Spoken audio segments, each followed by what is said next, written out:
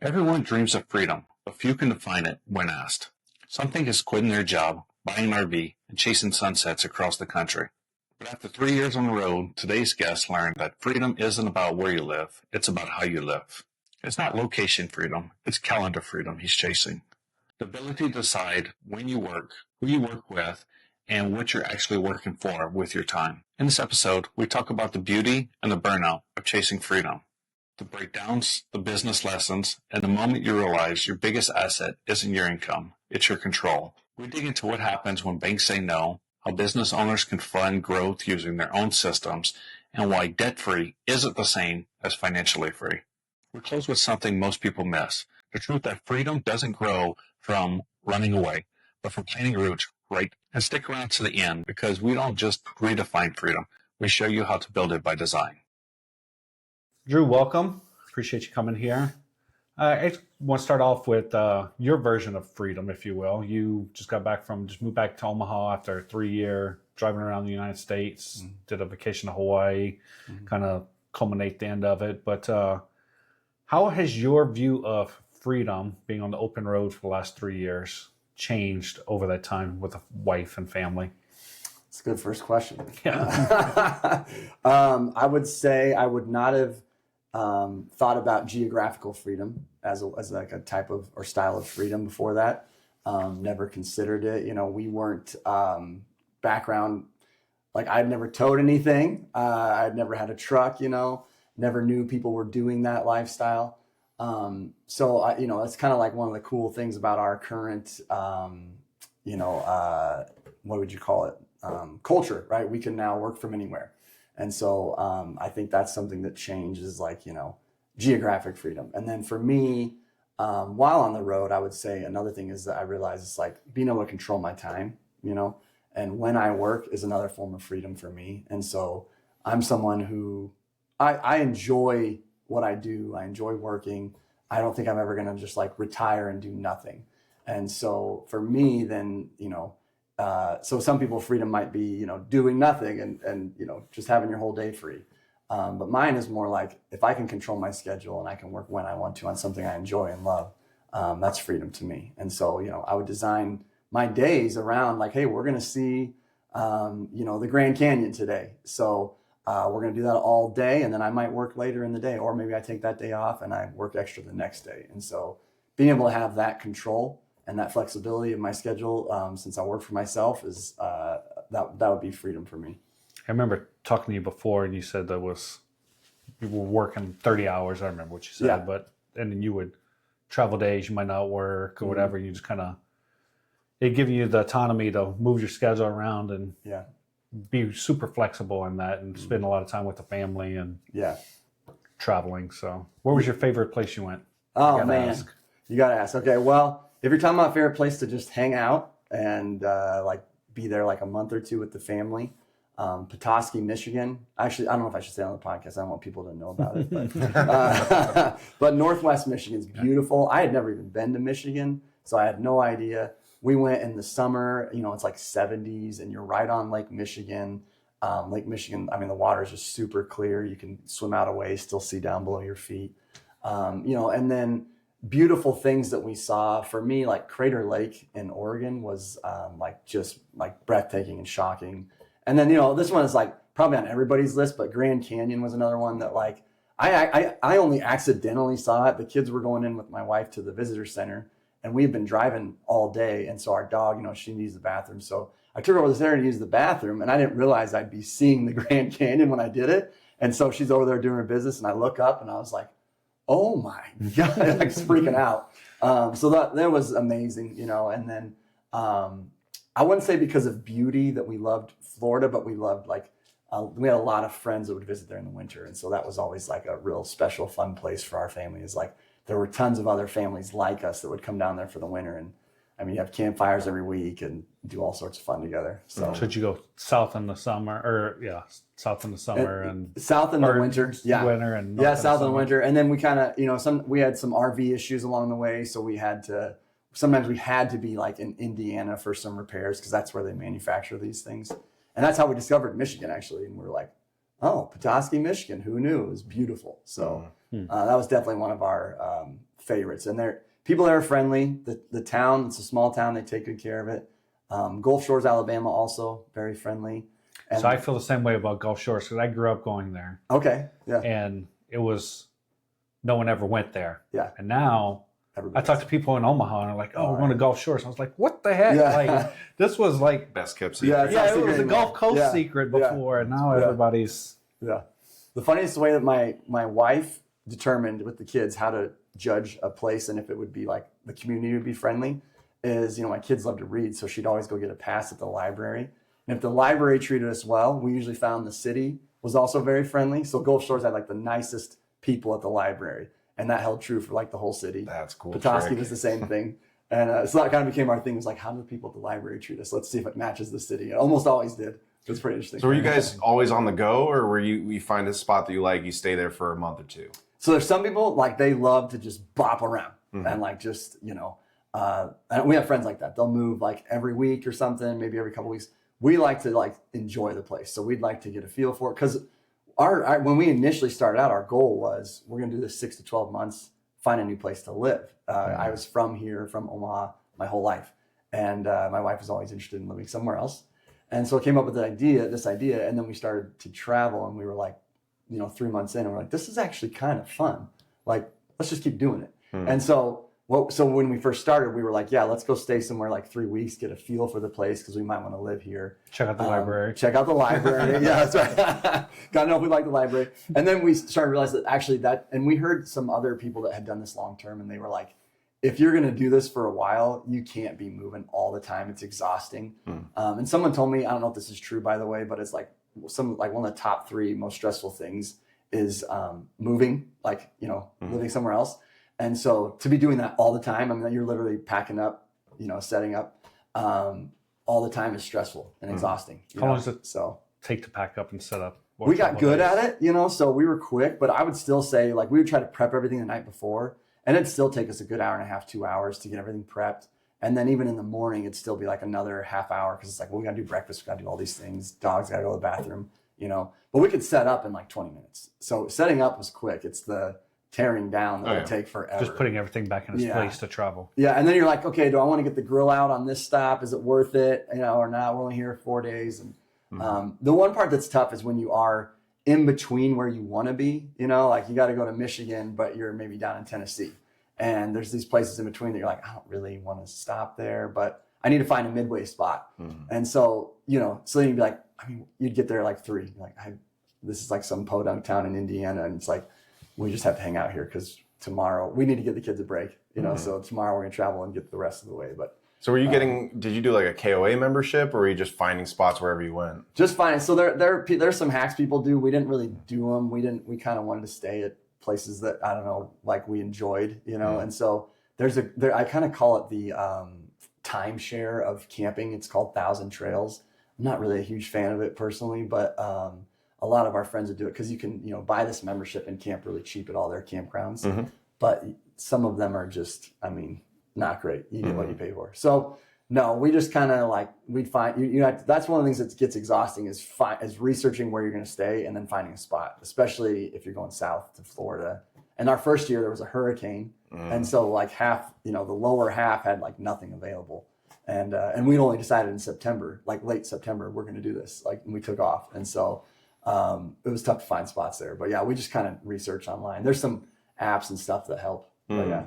Yeah, we rented a 40-foot RV, a drivable, last year, and took the kids on a road trip. My wife graduated from a course in California. Okay. And so we went out for her graduation, and we stopped at Grand Canyon at the Four Corners, which it's ridiculously overpriced to go stand on a circle that has every state in it. It's $60 just to get into it, but we love the whole experience. Yeah. And I wish that we had taken the time to spend more time at each stop because we were just like, but we knew that the plan was we're going to stop at a bunch of places and know that next year we're going to go spend a month in one spot. And, but that, I agree, finding spots is so tough. Yeah. Like, especially with larger equipment, it's like not all of them. And people have this misconception that RV parks are like trailer parks. Oh, But there's a lot that are luxurious. Oh, my gosh, nice facilities, pools, saunas. Like, They're resorts, some of them. Oh, it's incredible. Yeah. I've seen some with like in Texas where they've got like lazy rivers and stuff. Oh, yeah. Like it's all so cool. Yeah. So when you're doing the research, using the apps and stuff, what are you guys looking for stops? Oh man, there's a lot. We were looking for, can we fit? Yeah. Is it near things we want to see? That's a big one. We learned after a while to look to see how close it is to the interstate because it's like super loud. You can't sleep. Your kids can't sleep, And then sometimes it was like, if we're going with friends, is this place can our friends get into, right? And so very different, but at least trying to be within 20 minutes of things that we wanted to see or experience or the cities, that we And you did a tow behind, so I'm assuming you just drop the trailer and you can go drive around. Yeah, which is really nice. Yeah. So, and that was a whole, learning curve. The first few times it was like, just give me a pull through. I don't want to back in. Yeah. And then eventually I was like, actually, I like backing in more. But I had no experience at first. So it was a hot mess when I was backing in. The very first time I pulled in my driveway, a neighbor used to drive semi trucks and he's like, he saw me and he's like, can I just do it for you? I was like, no, but you can teach me. I'd love you to teach me. He's like, okay. And that was like the best lesson ever.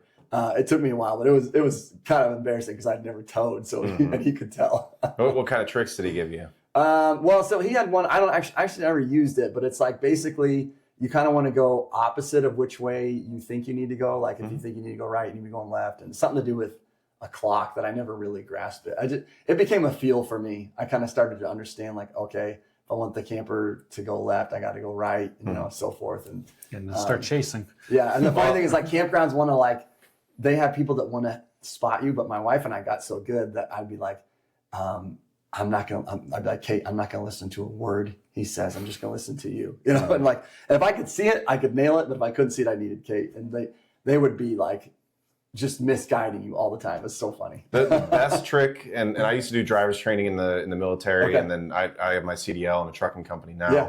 But the best trick for backing up is you put your hand on 6 o'clock. So that might be what he's trying to do. And whichever direction you want the trailer to go, you turn it that way. Now, when you get more experience, you can just do it second nature. Yeah. But starting at 6 o'clock, you want the trailer to go right, you just turn it this way because the steering wheel is turning left. Yeah. So, and that trick, I still use it all the time. That's what he was trying to teach me. That's the one that you're talking about. Yep. Yeah. I didn't grasp it, obviously. That's funny. But you can see, especially with semis and big rigs, you can see who's experienced and who's not, because the ones that aren't experienced, they are constantly doing this, whereas the ones who know what they're doing, they just kind of slide it in. It's funny because, not that I've backed up a ton of trailers, but sometimes nail it. First time, look like I've been doing it for a million years. Yeah. Other times, like, I quit. Let's get in here. Semi drivers too. There's time, especially after driving 11 hours, and there's times where it could be a wide open parking lot, and I just cannot get it in a spot. Yeah. And other times where you got no room and just nail it. Slides right it's like you got to focus. Right? Yeah. It still feels good every time. Yeah. I'll give you a quick best semi truck driver story I have from the road. It was our first day trying to leave here. I'm still like barely know what I'm doing. Our landing gear wouldn't come up. One of our neighbors at the campground helped us get it up and going. It's raining. I knew I needed to get air in the tires, so I was like, I'm going to stop over at the truck stops in Council Bluffs. And I go over there, and none of their pumps are working. And I'm like, oh my gosh, I went to like 3, and I barely am getting into these spots. It's so tight, and I'm nervous, and so this semi truck driver sees me struggling, and because I'm like, what do I do? These tires are like not like they're low, and so he's like, hey, come on. I was like, yeah. And so he tells me, pull up next to me. He's like, you need air in your tires? He's like, yeah. He's like, you can use my compressor on board. It's fine. He's like, I'll help you out. I was like, really? He's like, yeah. And so, he lets me use his compressor. And then he starts asking me, like, how long you do this? It's like, this is our first day. So he starts giving me all this advice. And he lets my kids get in the front and honk the horn. And he's like, giving me all his tips. He's like, okay. You could tell he's really worried about me. He's like, be safe out there, all right? Just keep an eye out. And he's like telling me all these little tips. Drive slow. And we took pictures with him, and it still pops up every year on my phone. Oh, that's awesome. And but it was like one of the coolest experiences because I'd heard like all the semi truck drivers hate you, like they're not going to like you, not going to be nice, and he even like gave me all the rules about like what to do at the gas station, pulling up to the line, all of that, and so like day one I was like the perfect guy to meet because then every time I went to a gas station I knew exactly what to do, and it was funny. But he was a cool guy. That's awesome. Yeah. So what afforded you opportunity to do that? You say you work for yourself, gig economy, whatever, remote work. What is it that you do? Yeah. So I used to be a nurse. Used to be a pediatric oncology nurse for 10 years. Was always very entrepreneurial. Having debt. First of all, I had a lot of student loan debt, so that set a little bit of a fire under me to like, all right, I got to figure this out. Got out of the debt, Dave Ramsey style, which I know we might talk about, and then got to zero. Started having some questions about his strategy when I got to zero of mutual funds and all that. It didn't quite jive with me because he was doing his radio show, podcast, books, business, right? And I was like, So started doing some research, and I'll get into I found my way into what I'm doing. My wife was working, and we had kids. Anybody who's married and they see their spouse have kids and have to return to work, most people, for that wife, it is incredibly difficult. I used to work with nurses who I would see that all the time. Their first shift, they'd be crying.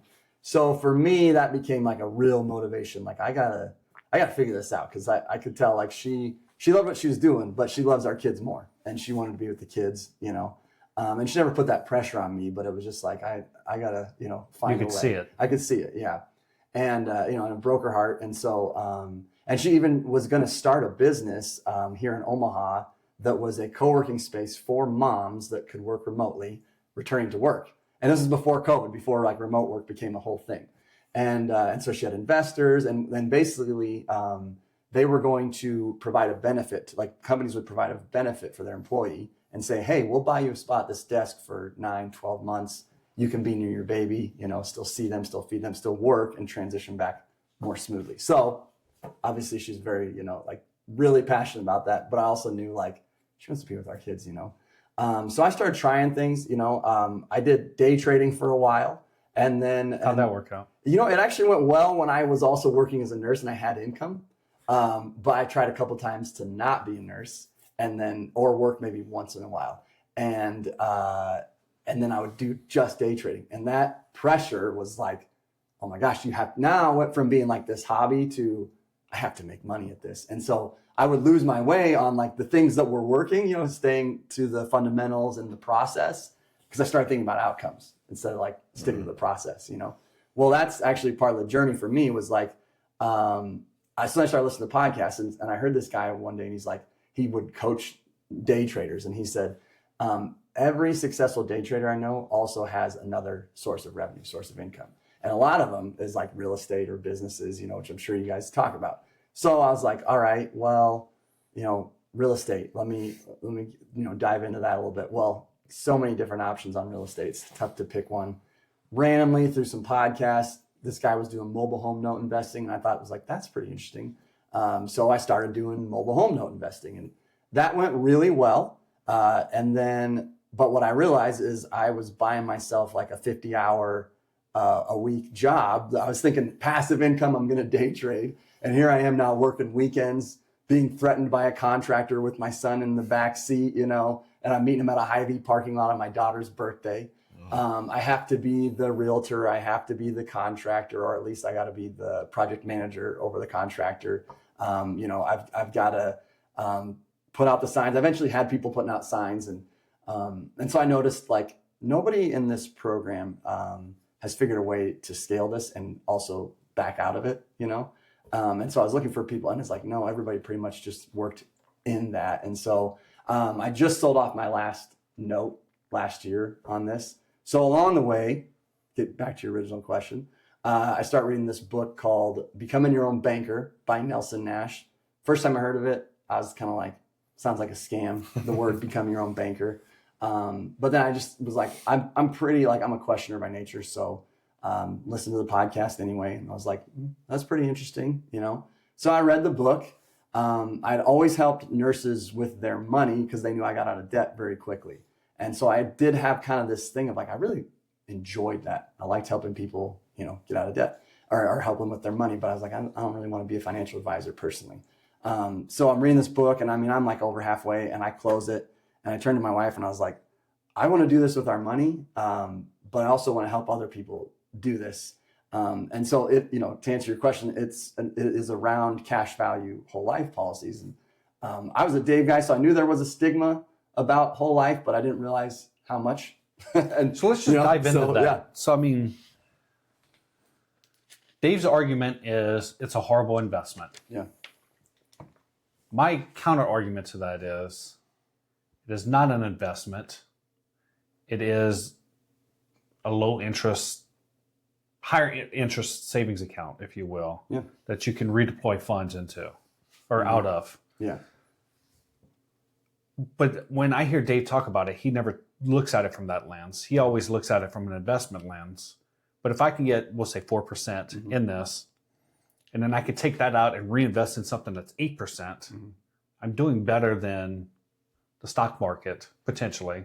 Right. You could do notes, or you could do something that's pretty easy, that's not as volatile. Yeah. I guess let you unpack that. It's kind of broad question. I think it's like, it has to do with his audience, right? So like, I never quite totally answered the question, to be honest. So I help business owners set up these cash value whole life policies that with the intention of lending it to the business to grow, to invest, if they need equipment. It's another, and it's a tax advantage strategy that we can, unpack later as well if we want. And so, the business owner mindset is an investor mindset is going to be different than the people he's speaking to, the 9-to-5er, who's going to be like, yeah, let me dump it all in the 401k. I want to retire at 65. I want to live the typical American lifestyle right now. I'm going to be loyal to my employer, mutual funds, and so they're not going to, they look at money one way, right? Where the business owner is thinking about leverage, using debt. Dave's very anti-debt, and so I think it has to do more with, because I can't say I know his like motivations, but I've definitely seen things where I'm like, it's kind of disingenuous, and I don't believe he's naive because he knows so much about the financial industry. And so but I think also, I learned this as I was doing this, it's like, I used to think this was like for everybody. And while I think everybody can take advantage and use it, I think it requires the right mindset. And so to me, I'm no longer like, yeah, hey, the 9-to-5 person, let's help you get this set up, show you how to use it to finance a car, which they could do. But they just don't have that risk mindset, right? And so I think that's kind of one of the things is like, that's his audience. His audience, it's like they're looking for this specific thing. And I don't know if he's never considered it for business or for investing, or looked at it. Because I feel like if he gave it an honest look, it'd be like, yeah, and he does have some other connections to, other insurance companies that like Art Williams came up with the buy term, invest the rest. And so he was, he's, what I've been told or what I've read is connected to that company, and they do a lot of term, so I don't know his motivations behind that. But if you look at it and you can leverage this savings vehicle, like you said, some businesses get like banks, or it's like, we're not going to lend you any more money. Like we've lent you as much as we can. You can lend from this, go buy equipment, right? Money keeps growing and compounding in there. So there's a huge benefit to them. Plus a lot of business owners, right? The business is their retirement plan typically, or their investment strategy or their passive income. Well, this is just come alongside and saying, hey, if you use this for the next 10 years, 20 years, you'll also have another retirement revenue stream.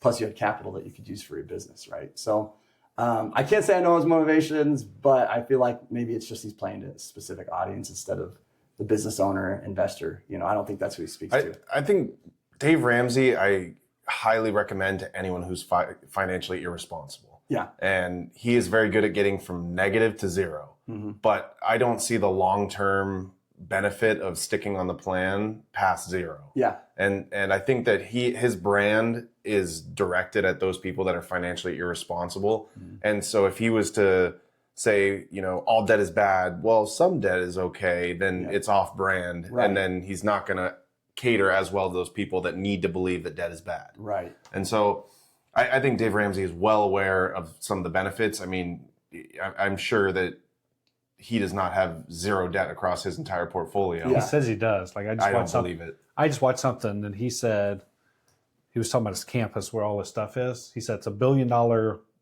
real estate value. He said, I owe zero on this or any of my stuff. He straight up said, I owe zero. Yeah. Wow. I could be wrong. Dave, when you watch this, you can call us out. But. I will say, and because I will sometimes, I used to really kind of dog him on podcasts and stuff. But one thing I will say, like you said, I'm grateful to him for is he did kickstart my whole financial journey. And so for me, I'm the same way. Yeah, it's I learned to, budget and to get out of debt. And then that did lead me to, okay, well, now I'm at zero, right? So because of him, I was able to get to zero. And then I had questions, and it was okay, wait a second, so I think you're right. It does help you kickstart that journey. And I wouldn't have been thinking about helping nurses with their money and then thinking, hey, these cash value policies, business owners and everything. And so I can see how, that progression led me to this. So I'm grateful for that. I just think there's a cutoff point. If you get to a certain point and you're okay, I'm at zero, it's time to be okay, now what are people who are building wealth doing? And that's what I was asking myself was I've got a brother that owns some businesses. I knew people in real estate, and I was what are they doing? And why are they doing that? And so, as long as you stay curious, I think you'll be good. So how does the high level process work? Because I've gone down the rabbit hole. So I've talked to a bunch of different agents, and the big thing, the way that I think about it is if I give you $100,000 and I can borrow 80,000 of it, and they say, well, no, you can't give 100,000. You can give 5,000 a month or whatever it is. Yeah. And so I never pulled the trigger on it, but I think there's still a gap in my understanding of how it works. Yeah. And there's a lot. And it can be confusing if you go on YouTube or if you talk to multiple people, because some people are dealing in IULs, Index Universal Life, and Variable Universal Life. And so it's some of those, you can't borrow for a long time. So I stick straight to, simplified version, overfunded whole life cash value. You overfund it for a certain period. You can use it right away. But I'll give you just an easy example, right? So I have a business owner. I won't say the bank in town, but the bank in town, every time he needs another loan, asks for more financials. He's been in business for 12 years, paid back every single loan, right? So needed a piece of equipment. They wanted to see more financials, from the previous few months, and they weren't going to lend him money. Now, you could argue he should have more bank relationships, which I did tell him that, instead of just one. But what does that bank want? Well, that other bank wants his deposits as well, because they need deposits to be able to lend, right? So he did have $100,000 in just about $100,000 in the cash value policy. He only needed 40. So he's telling me he's wanting to, and the reason that he had 100 and didn't immediately use it for the equipment is he's going to have a fifth location. So he's thinking down payment for that. So I said, but you do have $100K in here, right? When you get a loan from the bank, you play by their terms immediately. I mean, you got to make payments whether you're profitable or not. And especially people flipping, right? Sometimes they're flipping something they don't want to make. They maybe want to make interest only for a little bit. So you got to play by their terms. If you don't pay, they come after assets, right? So with this, you have a pool of capital that you can borrow against. It's very flexible. It was liquid, right? So he had it within just 2 to 3 days. Lent it to the business for the piece of equipment, and then it's up to him on those repayment terms. So again, you could bank would tell you have to pay X over X years. I tell people do the same, treat your money the same. But, if you need that flexibility of 6 months, then, so it was $40,000 that he took out for the piece of equipment. So he's now got the equipment. He's going to make more money with that piece of equipment. So he uses, company money to pay that loan back to himself. So that's kind of the part one. I don't know if you want me to get deeper than that, but the couple mechanics to know, the $40,000 is going to keep compounding because the insurance company gave you that money. All you owe is just simple interest, 4% at the end of the year if you don't repay the loan.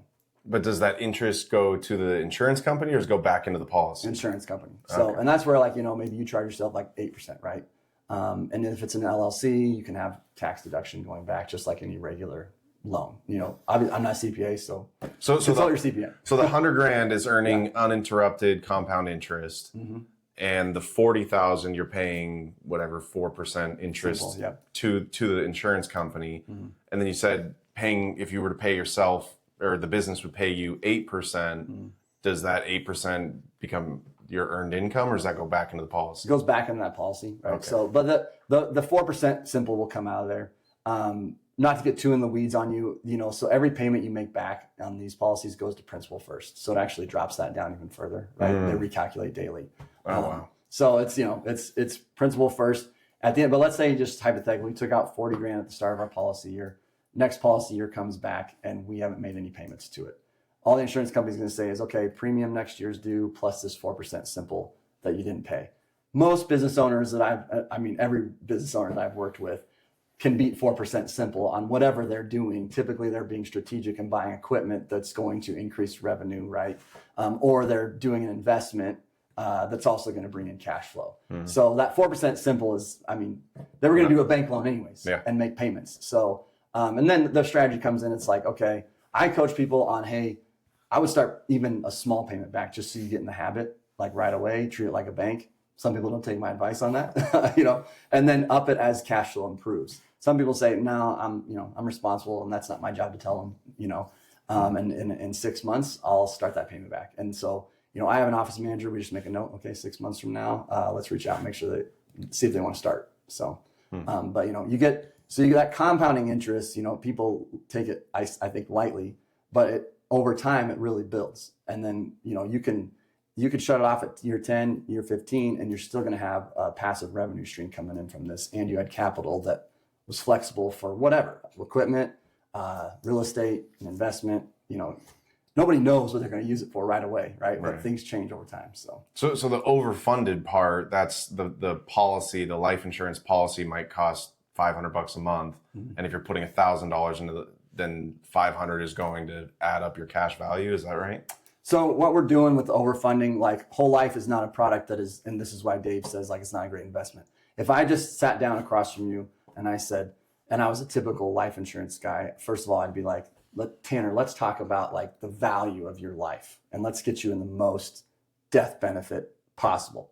So I'm the opposite. I'm like, hey, let's talk about how much cash you're looking to put in this. That'll tell us the death benefit.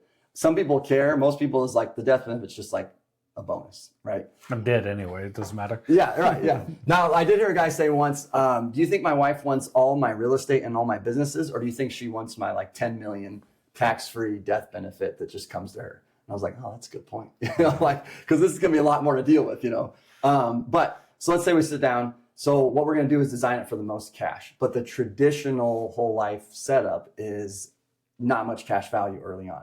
And so that's why you do want to work with someone that can set it up, that we're trying to build it to get your cash value built up quickly versus a traditional one. There's not going to be much there. And that's what Dave rails on. Dave doesn't actually ever talk about this kind of blended policy that we do. And so Dave talks about the product that has like almost no cash value the first couple of years. That's not how it's designed when I work with business owners on it. And so what we're doing is about a 4-year period of like ramping this up, and then it starts to compound and do even better for you. So the premium is for the death benefit, but what you're borrowing against is the cash value. Right. So you pay a premium that has a cash value, and then the premium, yes, it determines what your death benefit is. You got it. Gotcha. Yep. Yeah. So got it. I can give you one more example, maybe make it clearer for people. Is that helpful? Yeah, okay. Absolutely.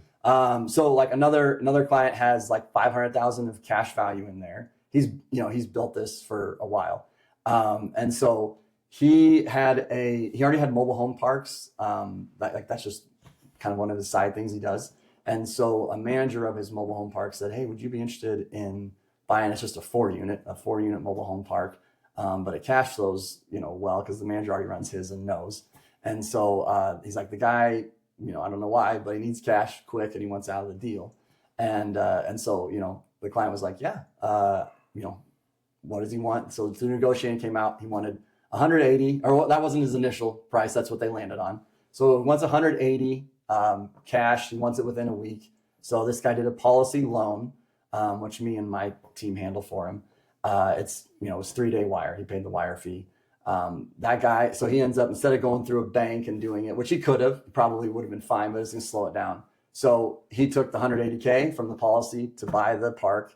The park, he said, cash is going to cash on cash about 20%. So he's going to take all the cash flow, put it back in the policy, pay it back, wait for the next opportunity. But that 180K is still growing. Basically the whole 500K that was there is still growing at 4% guaranteed, plus dividends. And so then he was able to borrow it, simple interest only, and have that deal knocked out quick. So that's another like example of how people do it. And so he's built his up to now, when he's putting in $1 each year, when he pays that premium, his cash value is like $1.50. So you think 100 grand, it's 150. So it's increasing, but we had to start.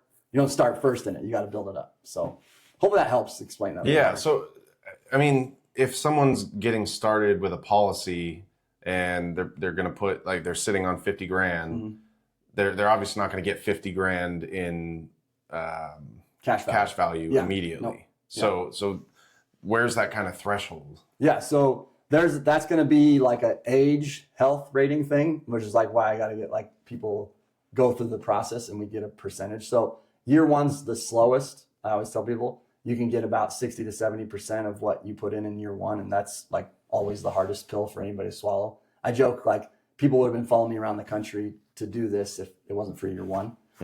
But most business owners, like, you know, with their business, it's not always profitable day one. You have to build it. It's the same with this. You're building it. Year 2, 3, and 4, you're much closer to dollar for dollar. Then you're about 4 to 6 or 4 to 5 actually is when you start putting in $1, you get more, and then it leverages for the rest of your life. So it's not a start first product. By year 7 is where you start. Year 7 is when you could actually, well, I don't want to get way lost on people, but you could technically end it and keep all the tax advantages if you wanted. So, but we could, you know, if people want to learn about that, I could share it with them later. But that's where it starts really compounding is around year 7. Yeah. So in that year 4 period, depending on their health, and 5 is when you start to see they're putting in $1 and they will always get more than what they put in every year for the rest of their life. So. In Nelson Nash's book, he talks about basically running your whole life through there. Yeah. Talks about going to the grocery store and, you know, spend $100 at the grocery store, you taking the money out of your, basically using it as a sweep account. And is that what you recommend, or is that way, you can probably tell by the way I toned that, but is that way overboard? I do not recommend that. You can't use it like a checking account. So you can use like a savings lending vehicle. Nelson's grocery store example was more about the concept and like not paying themselves back and robbing from themselves basically by not doing that. But he did say the goal is like, your long-term goal should be like run everything, you know, finance everything through here. But I can't say I necessarily, I love Nelson, so I'm not going to like dog him, but like, that's tough to get to. I think really he was saying like, that'd be the goal, is like have so much of this built up over your lifetime that you could finance everything in your life. You know, for me, that was the one, like, this just seems like a full-time job. The way he made it seem. Yeah.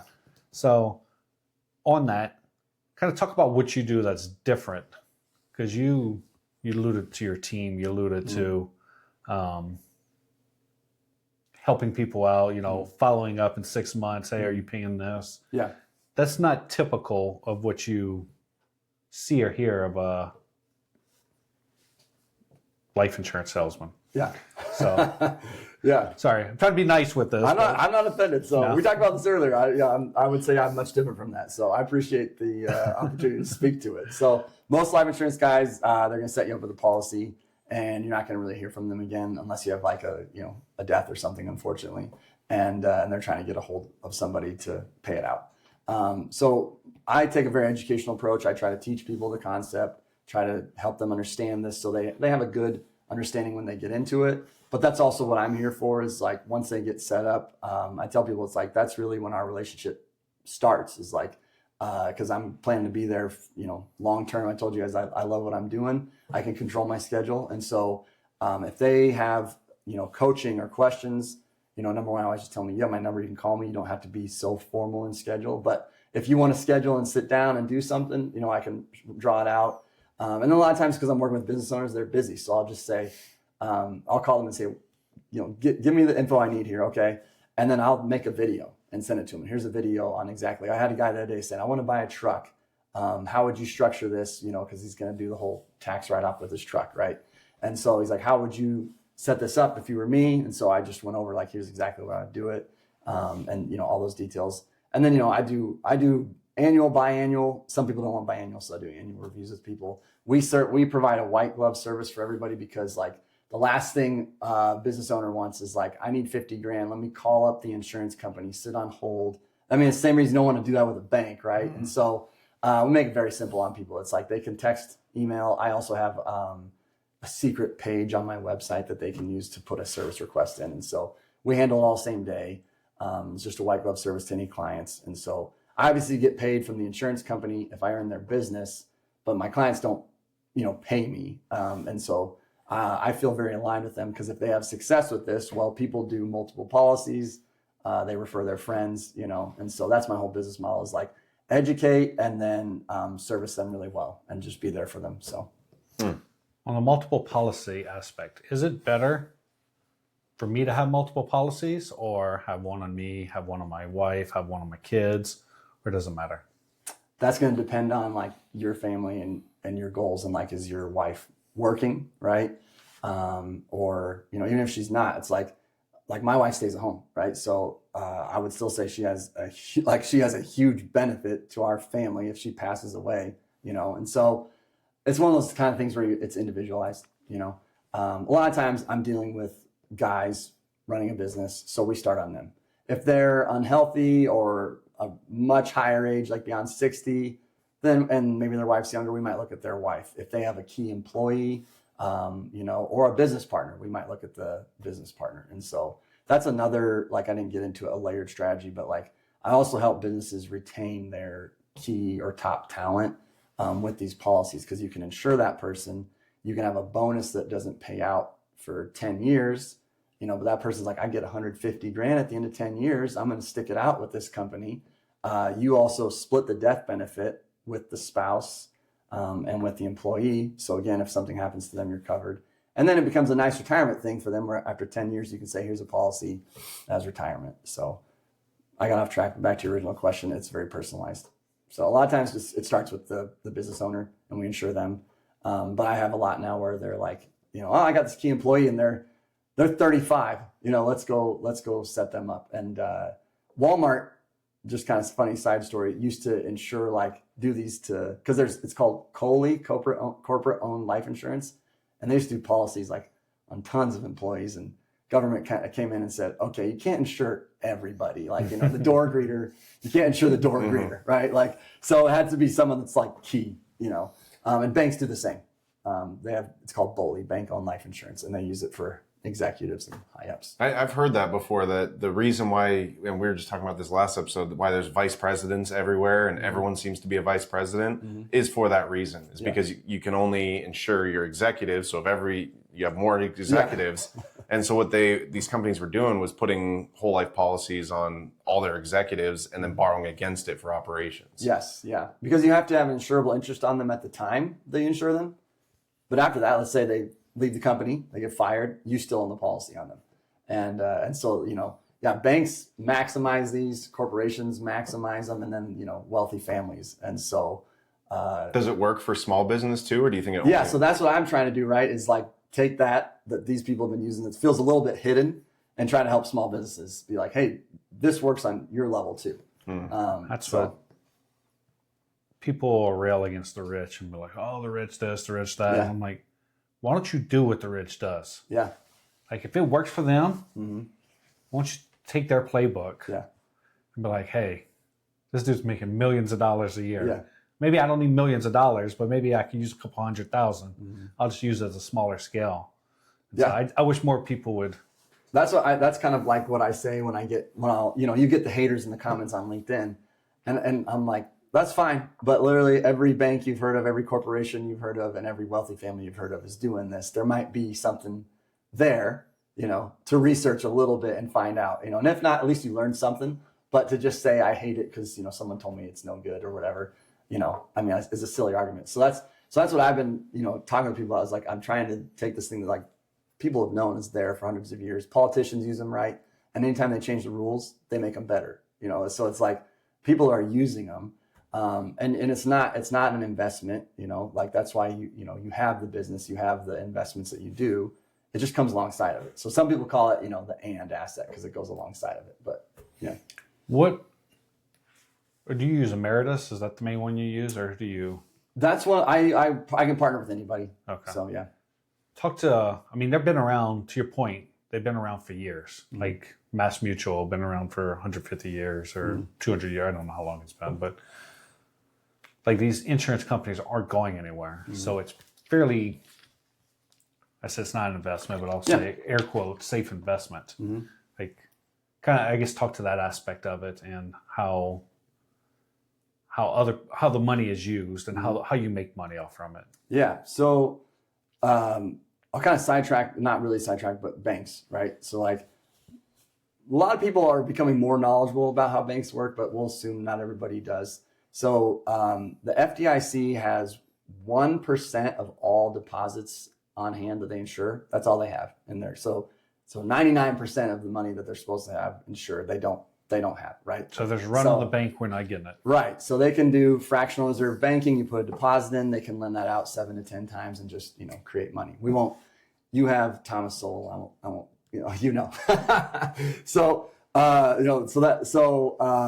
that's how banks work, right? Insurance companies, if you have a policy and you die tomorrow, they have to pay your wife out. So they have to have this capital available.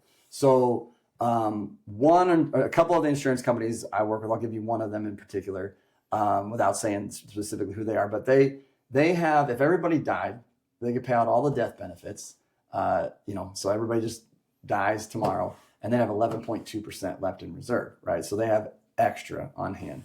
You can look up what they invest in. They all have different ratings, but they keep it very safe. They have, bonds, they have real estate. It's very, someone told me once there was a deal, I don't remember which insurance company it was, but they can look it up, I'm sure. But it was like in New York, and one of the top insurance companies was on the list as like the owner, right? And so they keep it, very liquid. They are very wise and smart with their money. And then to your point, like they've been around for hundreds of years and not failed. If you go Google right now, like bank failures, I don't know what has happened this year, but I know like last year I remember hearing about like 5 alone. Mm-hmm. It was like SVB or whatever was the big one last year. Yeah, it was a big one, kind of, and a couple fell after that. Yeah, so you see that all the time. I mean, they fail almost yearly. I won't say this year because I haven't looked it up, but so they're failing all the time, right? And so for me, this is a safer place, a liquid place as well to store capital. It's off IRS creditor radar, which is nice as well. So, yeah, I see a lot of life insurance companies doing, mortgage-backed securities, and they're doing lending now. And I mean, I've gotten pretty good quotes for anything 8 figures and up but they want that money parked for 10 years. You have heavy prepayment penalties but they're good terms. Yeah. And we did one with an insurance company it was like a 9-month process to get the loan approved. But it's 10-year interest only for, I think it was like 6%, something like that. Really? Yeah, it was a phenomenal deal. And we pulled cash out of the deal. Yeah. They worked out, but it was took a while to do. Oh my gosh, it was a nightmare. Yeah. Yeah. About 4 banks a year fail on average. Yeah, that's about what I had. I thought about 4 or 5. So the last 2 years, it was 2 each year, but okay. Yeah. Research the biggest we were looking. Yeah. So what? That was impressive. What are the biggest misconceptions around the life insurance industry? Not just with the salespeople, but the industry as a whole. Yeah. Oh man, that's a good one. So you touched on one of them, that it's an investment. I would say I don't view it as an investment. Like I've used mine for investing. Yeah. I look at it. If I'm putting $50,000 away in savings, just liquidity savings, not like an investment. Yeah. And I'm earning next to nothing in that. All I'm doing is doing the same thing. Mm-hmm. Yes. Does it hurt me in the near term, the first couple of years? Yes. Yeah. But if I'm looking year 5 plus, where am I at? Right. And so that's kind of as far as. Well, it's the same as like a HELOC on your house. If you take a HELOC out, that's not an investment itself. But if you take those funds and redeploy them, that's how I got started. And that's what a lot of times when I'm going through that teaching process with people, that's what I compare it to. Is like if you compare this to a HELOC, it functions very much the same. Mm-hmm. You get a death benefit, right? Yeah. So, but your family gets your house if you pass. Mm-hmm. Sorry, but go ahead. No, I appreciate it. You can do my job for me. You're doing a good job. The other thing I'd say, it's unfortunate, is the commission thing that comes up. So I can only speak to like how I behave, right? And so I've had situations where I had a guy in particular wanted to do far more than I thought he could do. And it's easy to be like commission eyes, commission breath, and like, oh my gosh, I could, and I was trying to talk him down, because for me personally, I'd rather have a client long term that succeeds at this, and then he can grow it and do the next big one, right? He got very excited, and and he could have probably gotten approved for that amount that he wanted. And I was like, we can definitely see, we can check and see. When you say it was more than he could handle, do you mean like the monthly payment was higher the than annual? So, well, I can give you numbers without saying much. So he wanted to do 1 million of cash value a year in there. I thought he should do 300,000, and he only recently started making 3 million a year, but was just really excited. Was like, and kind of one of those people that if people were providing opportunities for passive deals, he was just like, let me put a little there, let me put a little there. And so, when you get to that level, you have to provide financials to the insurance company, because they're not going to be like, yeah, there's some risk here on them too. So for me, just only seeing he recently went from X amount and then boom to 3 million over a few years, that was kind of like a red flag for me. And so, I wanted him to do less. And so I personally feel like other insurance guys may have been like, yeah, let's do it. Let's get the 1 year, commission. Because you get paid on the front side. So you get paid on the front. Yeah. Most of what you get paid you get is paid on the up front. Yeah. And so it's like, let me just, get that. And so for me, I prefer a long-term model, because I told you I love doing this. So I'm like, let's just make sure you have success with this. And so let's get you started at a reasonable number. And, his income did drop like by half, like the next year. So it was good we did it that way, And I've had other things like that where people will say, like, I want to start on this max high number, and I obviously I'm not a financial advisor, so I do have to be careful. I can't be giving financial advice, but I might say, well, a lot of people do 10 to 20% of income, not 40 to 50%. Maybe that's so. I can't speak to other agents. I know other agents would be, maybe really excited about that. Where's the risk on the insurance company? Like you say that if they don't pay their annual premium, then they're just going to get dropped, right? Yeah, the risk is like, insuring him for as much as you'd be insured for, right? So if it was like $20 million policy and he dies within a few days, they got to pay that out, right? So, or he dies in under a year, they're on the hook as soon as he starts making that premium. So they have to make sure he's actually insurable for that amount. Like, does he have enough assets, enough income to validate that amount that we're trying for? It's not like he pays the first year up front.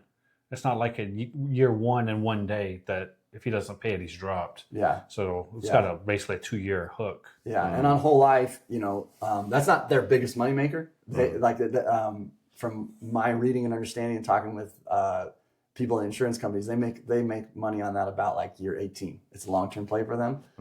Term, 99 point something percent of those don't pay out. So they're cheaper, but they make a lot of that because everybody's like, buying up term, right?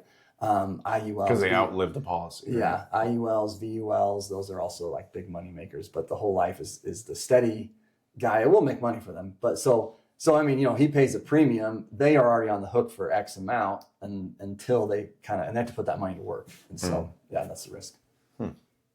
So on the commission structure, the whole life policy payout on the front end is the term, like, what do you call it, perpetuity, like ongoing payments, or how's that work? Yeah, you get some residuals. I'm not gonna lie, I'm not the best at knowing the percentages and everything, because I just kind of keep my head down and focus on just keep building my client base. So they're not huge, like I can't like retire tomorrow off residuals, but you do get them for like about 10 years. And so, but I'm gonna be honest, I don't even know. I'm curious. Yeah. Just curious to know the motivation behind the people that call all the time. No, they're trying to get the year one. That the year one is where they're going to get and then the other part of like, again, like what I was talking about earlier, and I don't know that this might be boring for people, but so if you need to cut it, but the typical insurance guy, if he's going to put you in a whole life policy, he's going to get you the max death benefit.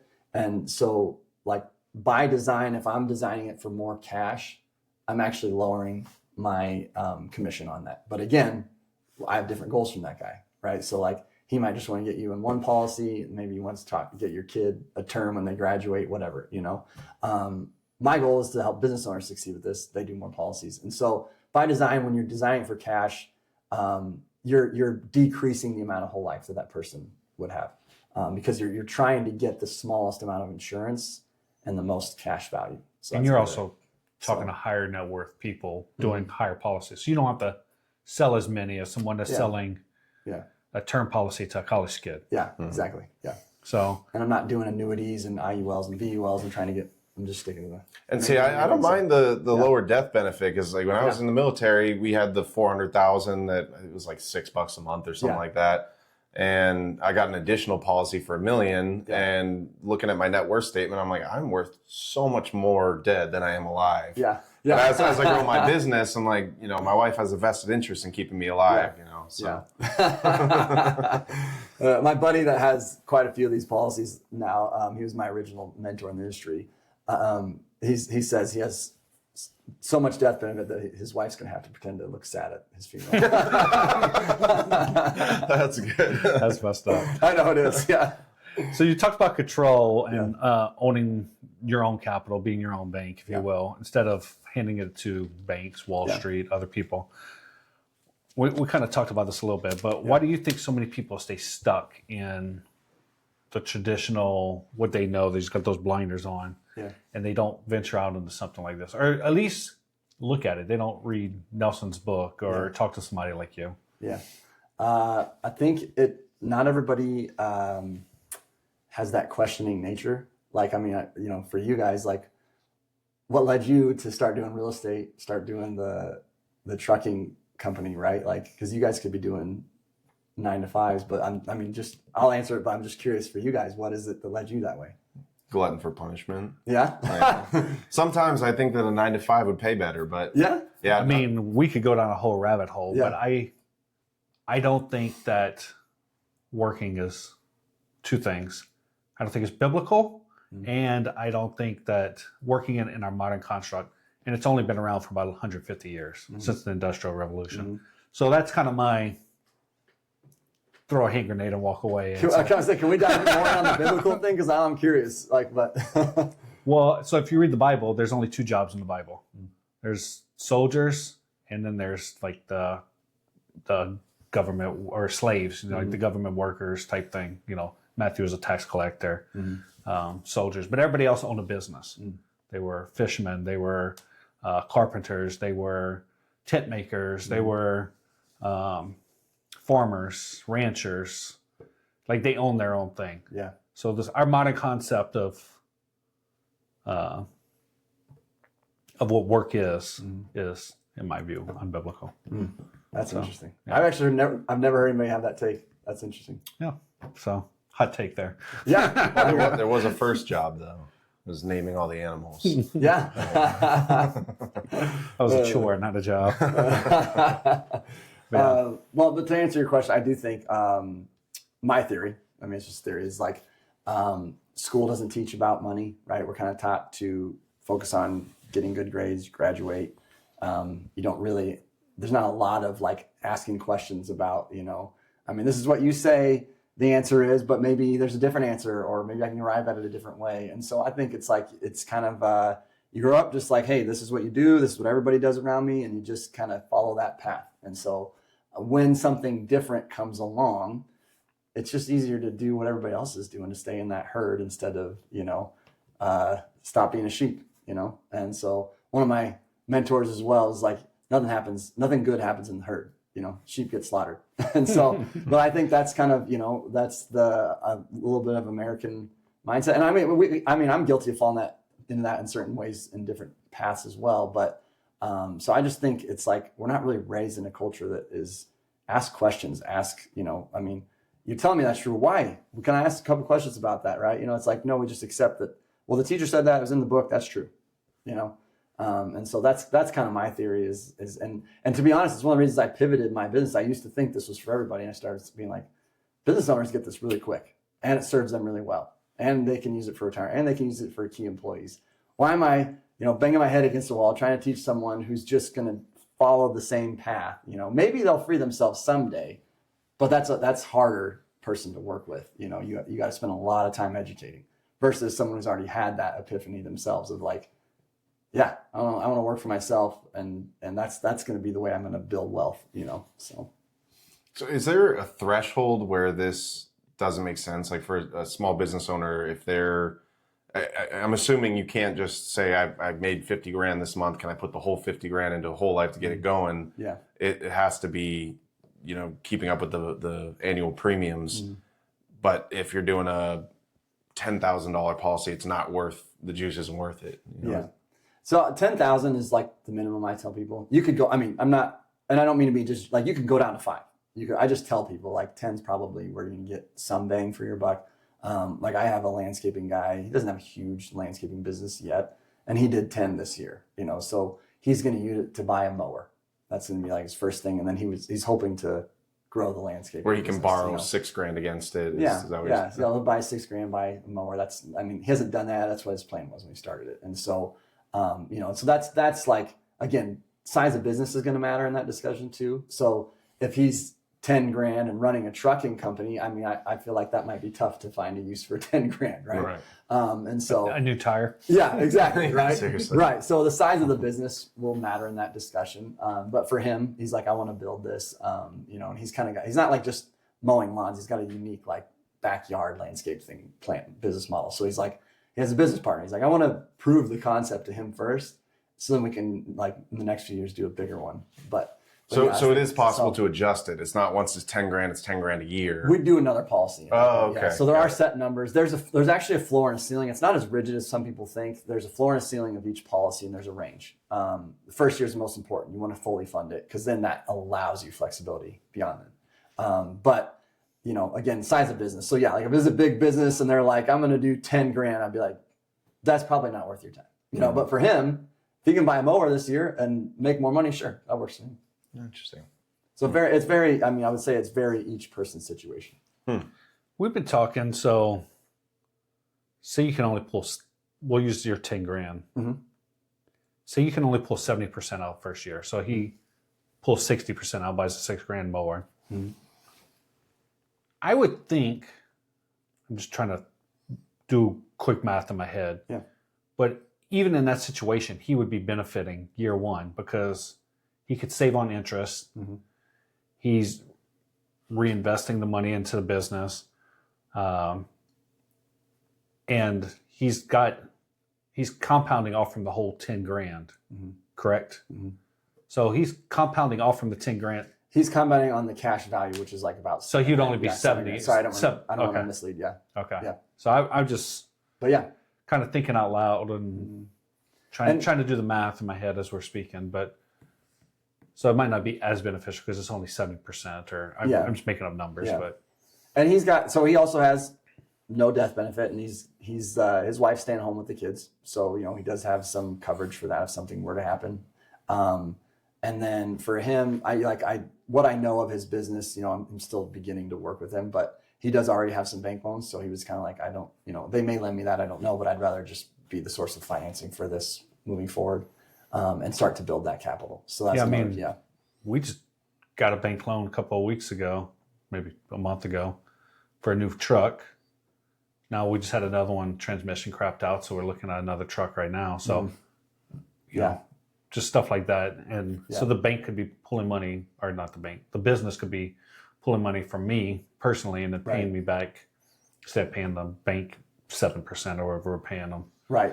And so for him, he's paying 4% simple at the end of the year if he doesn't pay it back versus 7% to the bank. And he's got to start those payments right away versus getting this new mower. I don't know. I'm going to guess he needs some more staff to expand. So he might need time for that, But he can wait 6 months. And he can wait 6 months and then say, well, now I know I have someone who's doing this and, making more money with this. So now I'll pay it back. Yeah. Flexibility. Yep, exactly. So what's the one thing you wish you'd have known starting out? In my business or in life? Well, I was talking about the business. But both. I think I wish I had known more about who this is a fit for, and But I think that's good that I went. It's like I never regret any of my journeys because they all lead me to where I'm at. I maybe wish I knew there was. I knew. Because like I said, I was a Dave guy. I knew there was some stigma around whole life. Sometimes I wish I knew how much. I wanted to ask that earlier. Yeah. You mentioned LinkedIn comments. Yeah. Unpack that. Like, what do you get in there? I think LinkedIn's pretty PG. Yeah, if I went to Twitter, it'd be worse. Yeah, I mean, I'd get hammered. So, but I seen this one post. I don't get on LinkedIn as much as I should, but I was on there today, and this one post, and this dude was getting tore up pretty good in there. But what do you see? Just that's a scam? Yeah, I just, people rip on it. It's the same arguments over and over typically. And yeah, a scam or terrible investment, that's kind of the main ones. I don't know. Sometimes I get some real harsh ones in there. Like it might be like, oh yeah, you're just trying to make a commission, whatever, and so. Everybody's trying but it's to make like, money everybody makes money. I don't know. So, but I used to get it just bugged me. And then I'd think about it for like 30 minutes. I'd be like, why am I giving some random dude like 30 minutes of my day who probably made the comment and hasn't even thought about the comment since he made it, just took off, He's not sitting here talking about you. No, he's not thinking about me, and so I was like, and so he just came and dumped on me and then left. And so now I'll just I'll either put, maybe a thoughtful response, or I'll just be like, it's not worth the time, block. It's like if you want to have an actual discussion, then I will totally have that with the person. But if it's rude, I'm like, yeah. But LinkedIn is pretty overall. I think most people just don't say anything if they disagree. I mean, that's kind of how I am on LinkedIn. I don't really rip on people. But if I'm on Twitter, I might. Twitter doesn't care. Or X, I'm sorry. Same difference. Yeah. So that's what you've been doing the last 3 years while traveling. Mm-hmm. But now you're living back in Omaha. Mm-hmm. It's amazing. I mean, to go all across the country, see all these beautiful places, to find a place to live, and you land on Omaha. Right back here. So, I guess to Tanner's point, why come back? Is it just family or? Yeah. So I've been getting a lot of flack from friends because they're like, so you go out, you see the whole country, you drive around, see 30-something states, and you move 5 minutes from where you left. And I'll be honest, when we left, I would say Omaha had a 0% chance that we were coming back. That was what I would have told you then. And even a year later, I would have said 0. We kept coming back. We'd come 6 weeks at a time. We do have I have family here. My wife, Kate, her parents lived here, and then they moved after we left. But it became this thing when we were traveling, we found community on the road. And we would have quit a lot sooner if we hadn't. It can be too lonely. It's like you and your family, which we love, but you need other humans around you. So that having friends was huge for us. And so, we debated we loved Petoskey. Could we stay here? We really like homeschool. I don't know that we'll do it forever, but we really like it for now. And so, make it through middle school. Yeah, I think maybe that might be what we do. It's at least through middle school. That's the worst. Yeah, I know. That's my daughter is she's 6th grade. She's our oldest. So, but the kids really enjoy it. They've thrived. But we kind of had a couple of realizations on the road, which is one is we can be happy anywhere. I mean, we can be happy at we sometimes just stumbled into the jankest of campgrounds, and it's we still found a way to have a good time, right? So we're we can be happy anywhere we live. Somewhere new, we'll obviously have to rebuild community, and we're open to doing that and putting in the work. But one of our epiphanies on the road was I think sometimes we were too passive in relationships when we were here in Omaha. And so what if we go back and reinvest in those relationships, and we take more ownership, and we're more hey, come on over. And and it's just some of the stuff you have, insecurities, keeping up with the Joneses is well, my house isn't as nice as Dave's, so I don't know if I should invite Dave over, and his family. Well, when you're at a campground, you have campfires. Nobody cares, about your social status, and nobody even asks you what you do at the campfire. You just have campfires, and you invite people over. And no one goes in your camper, but if you want to invite them and show them around, you can. And so we realized it's man, kind of talking about sometimes you get stuck in those mindsets and you don't think about it. It's we sometimes we didn't invite people over. We were waiting to be invited or whatever. And so we said, what if we just go back and reinvest in the community we had? Omaha, I know this might be people outside Omaha, but it's a special place. The people here, you can't beat them. I mean, we were comparing, we were thinking about how people were treating us compared to how they would in Omaha, And so for us, and then, I have, I never want to put this on them that they were the main reason we came back, because it wasn't. But I have my parents here in their 70s. My favorite grandpa was the first grandpa to go when I was 12.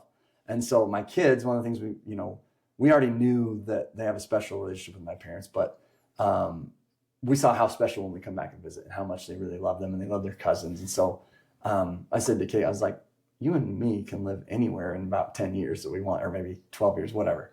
But they will never get this time back with their grandparents. I hope we see them in heaven, but it's like on earth here, they'll never get that back. So if I can give them that gift of being there, I can go and reinvest in friendships and family. Why not? So the short answer to the very long answer I just gave you was, for us, it became community greater than location. And so we were like, let's go try again, Beautiful. Try to do better ourselves. What did you find that worked well for the homeschooling? Because we homeschooled our second oldest through middle school. It's just social problems and stuff. But she's back in high school and public school, just needed that community.